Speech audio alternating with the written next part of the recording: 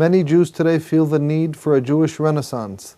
People are searching for a more vital and authentic mode of Jewish expression, and more than ever we need to shift not only physically but spiritually out of exile mode. This is Torah Nation TV from Jerusalem, and we are speaking with the head of Machon Shilo, Rabbi David Bar-Hayim. Shalom, Rabbi Bar-Hayim. Shalom. In a recent interview, the Rav stated that one must stand during the repetition of the Amidah. Some have asked on what the Rav bases this position, seeing that the Shulchan Aruch does not state explicitly that one must stand. Can the Rav elaborate? Well, first of all, let me give you the conclusion before I give you all the background. The conclusion in the halacha is, without a doubt, that all people present in the Beth Knesset during Hazrat Hashatz, when the Shliach Tzibur repeats the Amidah, all are required to stand with their feet together as if they themselves are in the middle of Shmoneh Esrei, davening themselves. They are required to listen, concentrate on what he is saying, and say Amen. That is the bottom line, and that is without a doubt the halakha, despite the fact that this is not commonly understood or practiced by all. Now for the background and some of the facts. Some of these facts, in fact, are rather surprising and I think interesting. It is true that if one looks in the Shulchan Aruch, in the words of the Mechaber, the Beth Yosef, one will not find that it states explicitly that one must stand during Hazrat Hashatz. It is equally true that in that same Siman where the Shulchan Aruch discusses these matters, in Siman Kof Kaf Daled, in Bar-Hayim, in Seif Daled, it is true also that the Rama does state this fact. The Rama expresses himself, as he often does, by saying, Yesh Omerim, there are those who say, that all the tzibur is required to stand during Hazrat Hashatz. The problem with this formulation of the Rama is twofold. First of all, the fact that the Shulchan Aruch does not state this, and one might wonder why. If it is true that one must stand, and if the Shulchan Aruch agrees, why did the Shulchan Aruch not say so? And second of all, the Rama who does say so, he expresses it in a language of Yesh Omerim, there are those who say, which implies that there is such a view, there is such a position, but it is not unanimously agreed to, and therefore perhaps it's not something which is binding on all people. In other words, only those who wish to perhaps follow this position are required to do so.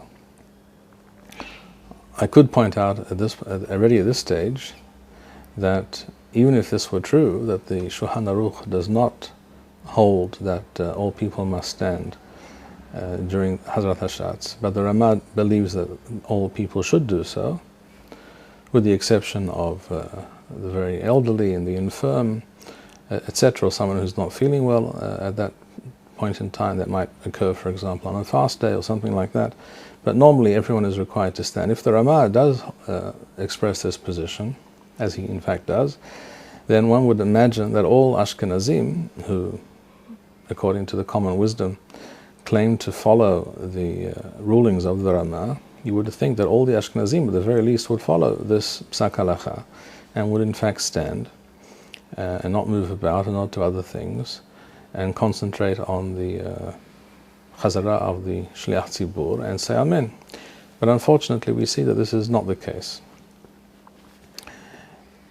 There is another thing that I think needs to be pointed out before we continue, and that is that, in my view, this is yet another example of an aspect of practical daily halachic Judaism which was negatively impacted by the Galuth.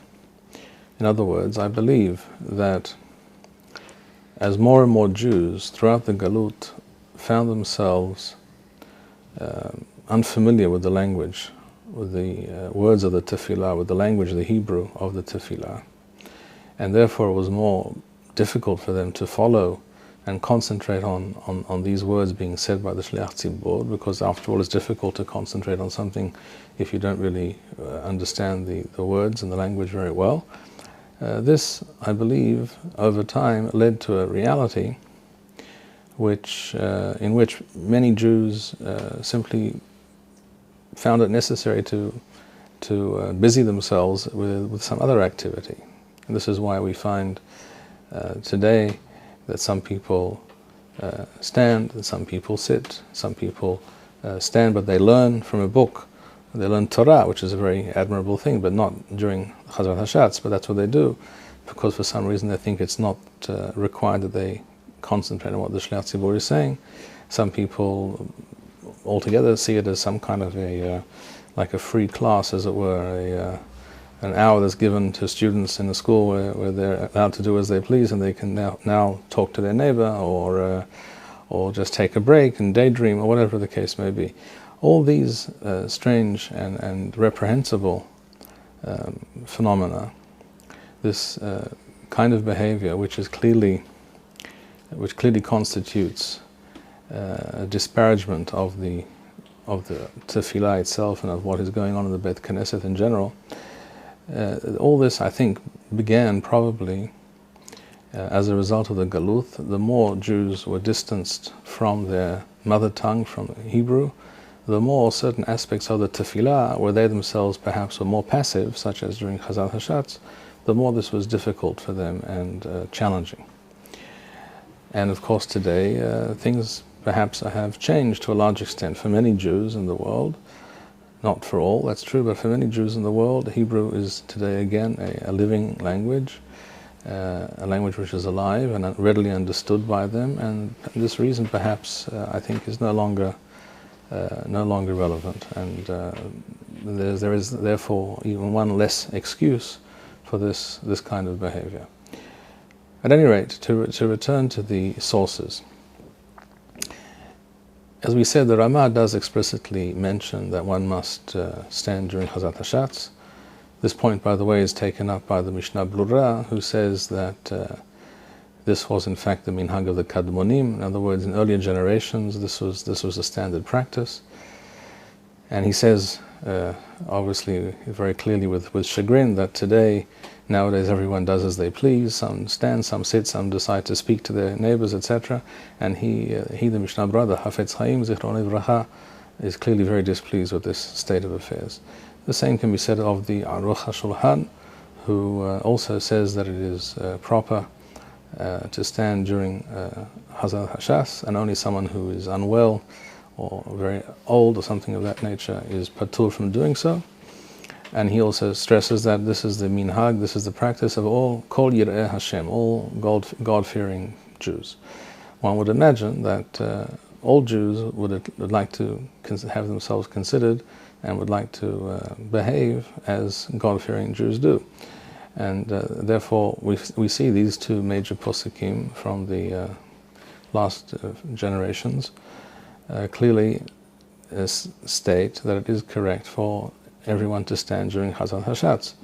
But nevertheless, the question might be asked, what about the Shulchan Aruch? What does the Shulchan Aruch hold, the Beit Yosef that is, on this matter? If one looks in that same Siman Kov Kaf Daled, in the first Seif, the Shulchan Aruch writes that one of the reasons, perhaps the main reason according to the Shulchan Aruch, that Hazrat Hashatz is repeated at all, that the tefillah is repeated, is so that a Jew who does not know how to say the tefillah for himself, for example, he doesn't know the tefillah by heart, and he hasn't got a siddur, or perhaps he can't read, but he can understand the words if they are said by someone else, such a person must listen to the repetition of the Shliach Tzibur, and if he listens and follows word for word and says Amen, he is Yotzei Dehovah, he fulfills his obligation of tefillah. The Shulchan Aruch adds, based on the explicit statement of Rav Sharira Gaon and Rav Hai Gaon quoted by the Tur, that such a person, when relying on the tefillah of the Hazan, is required at the end of that tefillah which he hears from the Hazan, he himself is required to step back, to bow down and step back 3 steps, as we know that we all do at the end of our tefillah balachash, our silent prayer. Now, one can simply ask oneself, if this person is sitting, how is he going to bow and step back 3 steps at the end of this tefillah?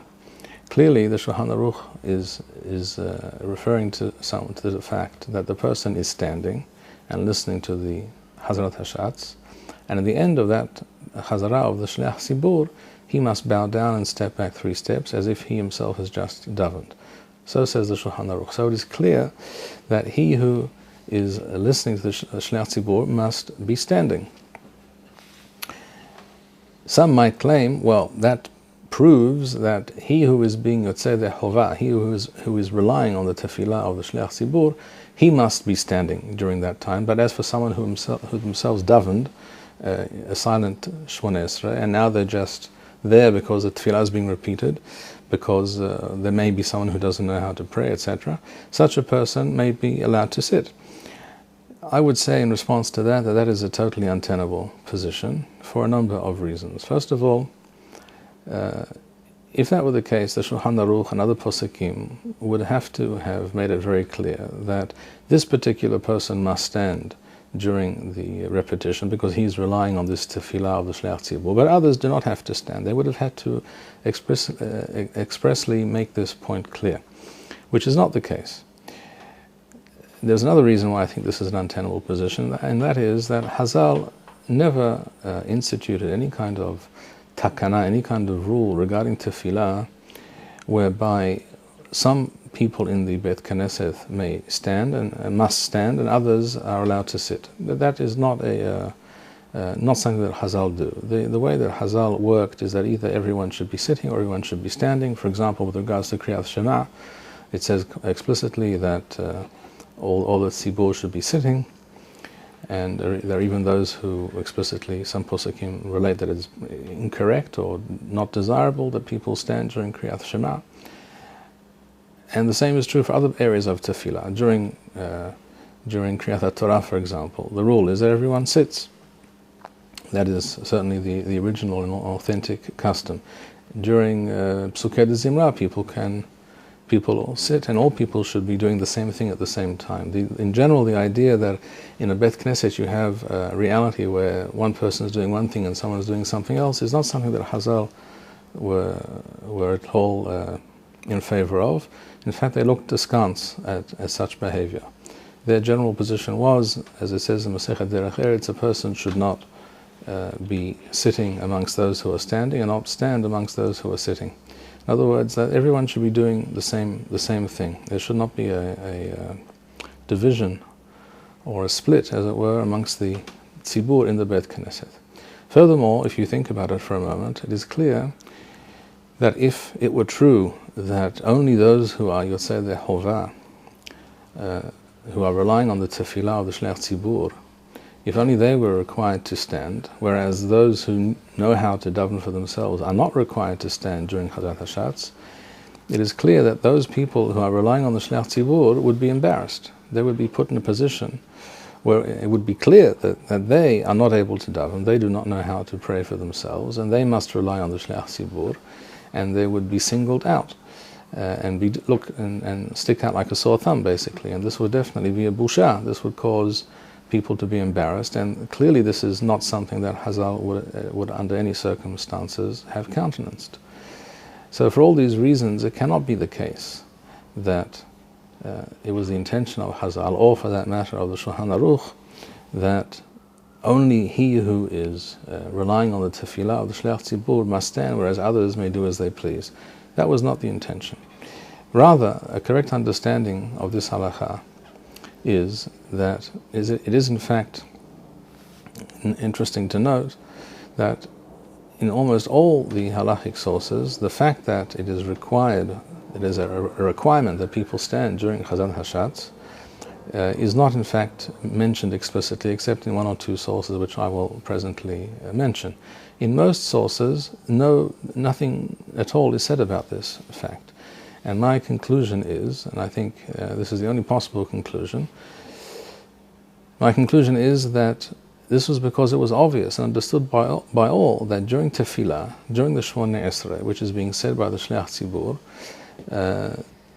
it is required to stand. That is, after all, what now we, the Tzibur, all of us who are in this Beit Knesset, in this shul together now, this is what we are doing. We are saying the tefillah. And saying tefillah, being in the middle of Shmoneh Esrei, and sitting just don't go together. And therefore it didn't have to be mentioned. And therefore the Shulchan Aruch didn't have to say all people must stand during the Chazara of the Shliach Tzibur. All the Shulchan Aruch needed to point out was the Hidush, that which was not so obvious perhaps, and that is that he who is relying on the tefillah of the Shliach Tzibur must himself at the end of the tefillah bow down and walk back 3 steps, as is normal at the end of a tefillah belahash. That is a Hidush, that is something which we needed to hear, and therefore the Shulchan Aruch states that which is obvious he does not need to state, and therefore he did not state it. If one looks, by the way, in all the halachic sources for an explicit statement by any of the posekim, even a single posek, to the effect that it is mutar, it is permissible to sit during Chazarat Hashatz, one will look in vain. One will not find such a statement. Based on what the Rav is saying, does it not seem that there is a machloket, a difference of opinion, since the Ramah says yesh omrim, whereas the Shulchan Aruch does not? I completely disagree with the claim that some might make that there is some mahloket on this point. First of all, let us mention what the what sources the Ramah is basing himself on when he writes explicitly in Siman Kof Kaf Daled Seif Daled that one must stand during Chazarat Hashatz. He is quoting a work known as Minhagei Tirna, or the Hagahot, the annotations on that book, which was a work of halachot and minhagim that were common amongst the Ashkenazim at that time. In this book it quotes, first of all, a statement supposedly from the Talmud Yerushalmi to the effect that if a person has the strength and the health-wise, he's able to stand and do things that require some effort, including standing at different times during the day, such as standing in his shop perhaps when he has to serve customers or the like, then surely a person should have enough energy, and in terms of his health he should not be unable to stand for the 5 or 6 minutes that it takes for the Shliach Tzibur to say the tefillah. This is a very powerful argument, by the way. It's strange, I think, that some people would claim that they're simply very tired and unable to stand for the few minutes of Chazarat Hashatz, when we see that all day they're quite able to run around and take care of errand after errand and not sit for hours at a stretch. And this is precisely the rationale behind this quote. The problem with this quote is not the rationale. The problem is that there is no such Yerushalmi, at least not that I'm aware of. Apparently this is one of those cases which we find sometimes in certain works of halacha from the Ashkenazim, from the time of the Rishonim, who quote things in the name of Yerushalmi Stam, without explicitly saying where in the Yerushalmi, and we know that sometimes there is no such Talmud Yerushalmi. So this probably means it was some other kind of source which was loosely referred to as Yerushalmi because it apparently perhaps came from Eretz Israel, and this is a well-known phenomenon. But nevertheless, the logic and the claim is a very good one, a very powerful one, but the source is not very clear. The same book, however, Hagahoth Minhagei Tirna, quoted by the Ramah, brings a very powerful proof from an explicit statement in the Talmud Bavli, Masechet Rosh Hashanah, Daf Tet Zayin Amud Aleph and Amud Bet, 16a and b.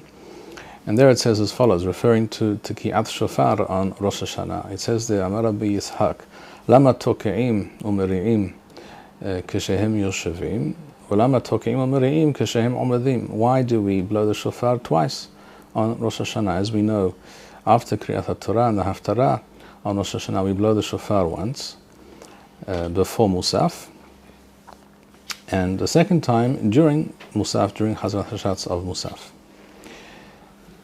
According to the original takana and intention of the Chachamim, and this is how it is done to this day amongst both the Sephardim and the Temanim, the first Tekiyot Adan Miyushav, that is to say, when people are sitting, when the Tzibur, the congregation, is sitting down, And that is why Rabbi Yitzchak in the Gemara says, Lama toki'im umri'im keshehem yoshevim, the first time when they are sitting, because it is not during tefillah. And the second time, toki'im umri'im keshehem omedim, is they are standing. It's obvious they must be standing because it's during Chazarat HaShatz. In other words, the very fact that Rabbi Yitzchak refers to the second round of Tki'at Shofar on Rosh Hashanah as being done when they, the tzibur, are standing, clearly tells us that during Chazarat HaShatz the tzibur must stand. There is no other way of understanding that statement. And this is a very powerful raya, and in fact the author of these Haggahoth, I do not know who that was, I'm not sure if anyone does, but I certainly do not. At any rate, the author of these Haggahoth says, Zo raya berura, this is a very clear proof, and this is entirely correct. It is a very powerful, and I would say incontrovertible proof that during Chazarat HaShatz the tzibur is supposed to be standing, and therefore it goes without saying that during Tki'at Shofar, which takes place during that Chazarat HaShatz, they are standing. For reasons that are totally unclear to me, the Rama quotes this, but then he says that the author of that work brings somewhat of a proof, but he doesn't imply that it's a very powerful proof. I must, on that point, disagree with the Rama. The proof brought by the Minhagei Tirna, or the Haggahoth on Minhagei Tirna, is clear and without any possibility of being refuted. It is absolutely clear and very, very convincing. This is the source the Rama bases himself on when making his statement. The problem with the Lashon of the Rama, as you mentioned in your question, is that it implies that there is a mahloket on this subject, and this is precisely where I would disagree. I think that Lashon of the Rama is misleading in as much as we do not have a single source, as I said before, where it is stated explicitly by even one of the posekim that it is mutar not to stand during Chazarat HaShatz. The fact that many posekim or many rishonim do not discuss this point, I think, is simply an indication of the fact that it was understood and it was a common practice, as the Mishnah Berurah writes, that it's the minhag of the kadmonim to stand. This is what everyone was doing, and that which is obvious to all doesn't necessarily have to be stated. It's also very interesting to note on this, with reference to this halacha, that there is one Rishon, and not just one of the Rishonim, but one of the major Rishonim. I'm referring to the Rambam, who in Hilchot Tefillah Uvikat Kohanim Perek Teth writes explicitly that when the Shliach Tzibur begins to repeat the Tefillah, all the Tzibur must stand. He writes explicitly, Kulam Omadim Vashotakim Mu'anim Amen. Everyone must stand and be silent and listen to what the Shliach Tzibur is saying and respond Amen at the end of each bracha. Here we have an explicit statement by the Rambam, which is not disputed by any of the Posekim. The Ra'avad does not say anything which suggests that he does not agree. None of the Rishonim mention this statement of the Rambam in order to disagree with it. It is true that it's not quoted by all, but it's also not argued with by anyone at all. The Rambam here says explicitly, everyone must stand. And this, without a doubt, is the truth of the matter. Standing during tefillah, whether it is the individual's tefillah or the tefillah of the tzibur, of the shliach tzibur who is davening for the entire tzibur, this is something which must be done standing, because that is the nature of tefillah. It is done standing, unless there are extenuating circumstances. And the idea that the concept that the hazara, the repetition of the Shmoneh Esrei by the Shliach Tzibur, constitutes a second and separate tefillah, which stands in its own right, can be found. This concept can be found both in the words of the Rambam in Perek Heth of Hilchot Tefillah, which we won't go into now. But if one looks there carefully, one sees that the Rambam considers this to be a second tefillah which every Jew should participate in wherever possible, and that's called Tefillat HaTzibur, whereby the Shliach Tzibur acts as the mouthpiece for the entire Tzibur, and the entire congregation are, as it were, the body, which is davening. Just as an individual is said to daven when in fact only his mouth is pronouncing the words, or we say this person is praying before Hashem, in the same way, the Shliach Tzibur is the mouthpiece, and the entire Tzibur are the physical body of the Tzibur. This is also mentioned by the Bar-Hayim, who quotes in the name of Rabbeinu Yonah that if everyone present listens to the Shliach Tzibur and concentrate on what he says and respond Amen at the end of each bracha, it is as if they have davened themselves two tefillot. They have davened twice. This statement is quoted by the Beit Yosef, by the way, as well, and he brings no one who disagrees with it at all. And it's also interesting to know that the Ari, from the world of Kabbalah, was also of this opinion. He in fact states that not only do we have two tefillot, one belachash and one b'tzibur, one by the shliach tzibur, but he states further that Rabbi Chaim Vital in his name states that the second tefillah of the shliach tzibur is of a higher level and higher order than the tefillah belachash of the individual. So we see that the tefillah of the shliach tzibur is a separate tefillah, which is something which is and should interest and is important to every individual present, who must stand and listen and say Amen, and who therefore and thereby is davening a second time. If people were to fully understand this, I believe, and internalize these facts and this information, then the very unfortunate reality which we witness in many shuls today, whereby some people walk about and go for a walk, as it were, or do some exercise, walk about the shul, and some people walk about with a pushka, with a tzedakah box, and make lots of noise and get people to give tzedakah, which is a great mitzvah, of course, but not at that particular moment. And some people learn, and some people speak, and some people, as we said, take a break and just sort of tune out. All these activities are not to be done, may not be done during the Hazarah of the Shliach Tzibur, and this is the central issue which could and must bring about a turnaround in the way Jews behave in the Beit Knesset and how they understand the purpose and the significance of their being present in the Beit Knesset. Thank you, Rabbi Bar-Hayim. We would like to suggest the following opportunity to our viewers. If you identify with Rabbi Bar-Hayim's message and would like to sponsor or dedicate a video interview with the rabbi in honor or memory of a loved one, if you would like to obtain Nusach Eretz Yisrael or invite the rabbi for a speaking engagement, please email us at office@machonshilo.org.